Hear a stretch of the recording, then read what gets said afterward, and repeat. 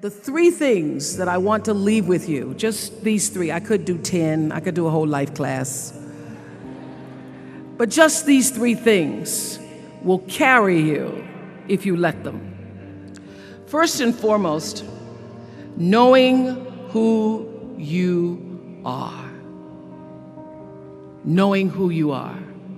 Being able to answer this question, who am I and what do I want? You know, many times when I go out of the country, I am baffled by that question. To explain what is your occupation. I've stood there for 10 minutes. Well, am I a talk show host? Well, I'm more than a talk show host. Am I a businesswoman? I'm a businesswoman. I'm more than a businesswoman. Am I an entrepreneur? I'm more than an entrepreneur. So I just leave it blank or self-employed. So I'm not asking for the roles that you play as daughters. I'm not asking that question. What are the roles that you play as a daughter, as a friend, as a sister? You're going to be a lawyer, you're going to teach, you're going to be a pharmacist.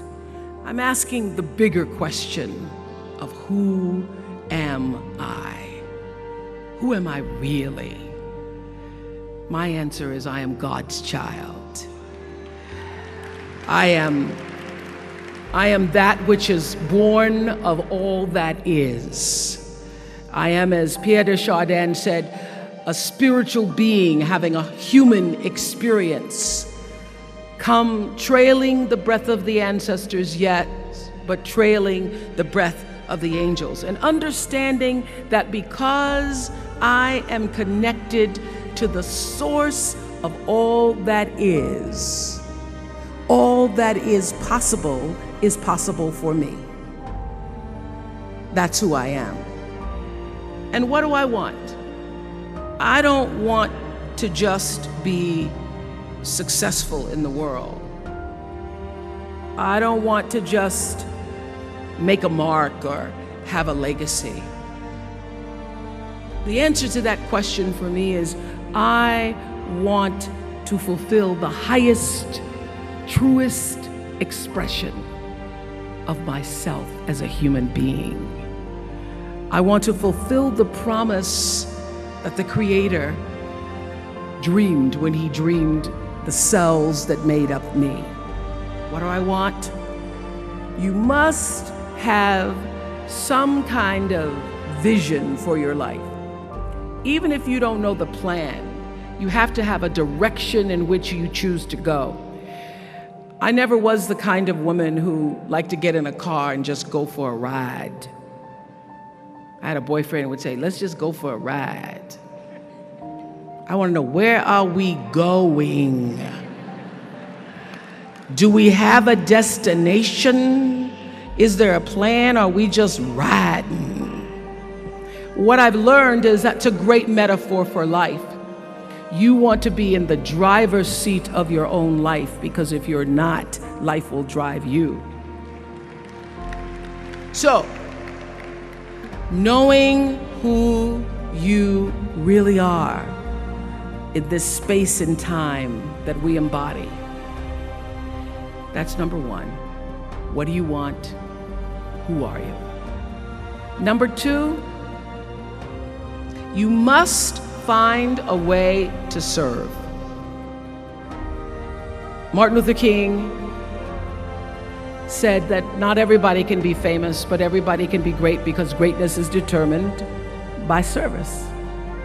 Now, we live in a world where everybody wants to be famous and where we admire people for just being famous. We think being known brings us value. The truth is, all of that will fade in time. In 3 years, you won't be able to name the housewives a banana. The real truth is that service and significance, service and the significance that you bring to your service is that which is lasting. So to be able to, whatever your occupation or job or talent or gift is, our honorees today getting doctorate degrees, to apparently opposite fields, HIV and AIDS and the spoken word. But what they have in common is service. Using the spoken word in service to community and the world. Using your knowledge and information about HIV and AIDS and medicine in service to the world. And if you look at all the most successful people in the world, whether they know it or not, they have that paradigm of service. Everybody's talking about Mark Zuckerberg and IPO. Service. Jay-Z rapping. Service. Through the word, to people, through song. For many years, I was really just happy to be on TV, and people would stop and say, "Oh, you on TV?" "Yeah, I'm on TV. I like being on TV. It's a nice job." And it was about the time that I received my honorary doctorate from Spelman around 1993. So I don't know if that had something to do with it. I thought of myself as Dr. Winfrey. That I went back and I took a long look at what it was I was doing on TV and made a decision that I was no longer going to just be on TV, but I was going to use TV as a platform, as a force for good, and not be used by TV. And I will tell you, my decision to make that significant change in the way I operated on television, using television as a service, changed my career exponentially. Service through medicine, service through art. Using whatever it is you produce, your product, as a way of giving back to the world. When you shift the paradigm of whatever it is you choose to do to service, and you bring significance to that, success will, I promise you, follow you. Service and significance equals success. That's number 2. Number 3, it's so simple, but so hard to do. Always do the right thing. Always.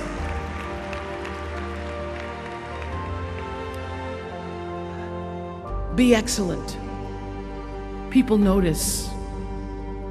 Think of how you notice. You go to Taco Bell, somebody gives you an extra napkin and some sauce. You notice. You want to go back to that person, because even at Taco Bell, excellence shows itself. Be excellent. Let excellence be your brand. Everybody talks about building a brand. I never even knew what that was. When people say, "You're a brand," I would say, "No, I'm just Oprah." What I recognize now is that my choice to, in every way, in every example, in every experience, to do the right thing and the excellent thing is what has created the brand. Years ago, I did an ad for Revlon for an ad they were doing called Unforgettable Women. And what I know is that when you are excellent, you become unforgettable. People remember you. You stand out. Regardless of what it is, you become an unforgettable woman. And that is what we all want. We want to be unforgettable and not forgettable.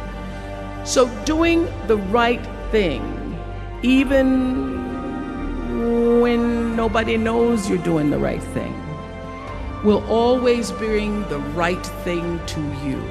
I promise you that. Why? Because the third law of motion is always at work. For every action, there's an equal and opposite reaction. That is so true in all of our lives. That's what Newton said. Celia in The Color Purple said it. Everything you even try to do to me, already done to you. Everything you even try to do to me, already done to you. So you don't have to worry about revenge or getting back at somebody, making sure they pay You just have to do the right thing, and the right thing will follow you even when people don't support it. You do the right thing even when other people think it may not be. And oftentimes, when you make a decision to do the right thing, immediately you're faced with doubt. Was that the right thing? Was that the right decision? I don't know. Was that the right thing? You always know it's the right thing, when in the end, there is peace. You are rewarded by peace in knowing that you did the right thing. The most important thing I have come to know in doing the right thing and making the right choices is understanding what we talked about yesterday. All of you leaving here have the potential for enormous success. There's a price that comes with that. People don't always like you, and they're not always happy for you. And if you surround yourself with people who are not accustomed to your success, they become fearful, they become scared, because you are reflecting back something to them that they don't recognize. Now, they're not going to say, you know, I'm very fearful, because you're reflecting back to me something I don't recognize. They're going to say, you know what they're going to say? They're going to say, who she thinks she is. Who she thinks she is. That only happens when you are around people who do not mean and want and aspire to the best for you. People who want the best for you want you to be your best. So my greatest advice to you is to surround yourself with people who are going to fill your cup until your cup runneth over. So when people say you're so full of yourself, you can say, yeah. Yes, I'm full. I'm so full, my cup runneth over. And to know that once your cup runneth over, you cannot spend your life with your gallon-size offerings, offering them to pint-sized people.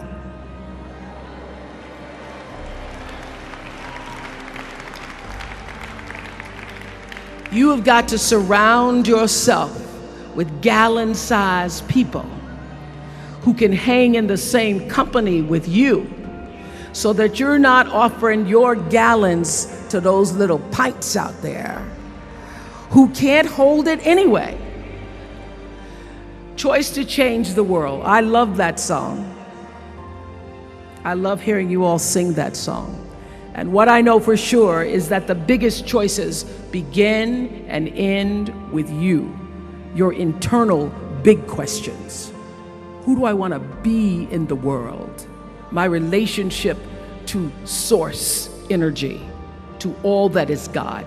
I'm not talking about what you believe in God. I'm talking about your experience of that which is all life, which is divine and universal. I'm talking about the big deal, being connected and aligned with that. When you are tuned in and charged into that, whenever you feel empty, you go inside yourself and you connect to the source, and you know that all things are possible. To know that, and to choose to do the right thing in service and significance, I promise you, you will create a vessel of service for yourself first, because you have to honor yourself first. You have to give to yourself first, otherwise you have nothing to give away. You will create a vessel for yourself, for your family, your community, and the world. And those three things will not only lead you to a blessed life.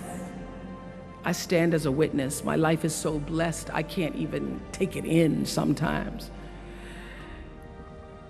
It will lead you not just to a gifted life and a rewarding life that fills you up, but a sweet life. That's what you want. You want the sweetness. You want it to be so sweet so that even when the storms come, and they will, you'll know this too shall pass. This too shall pass. The storm is passing over, and you shall not be moved because you know who you are.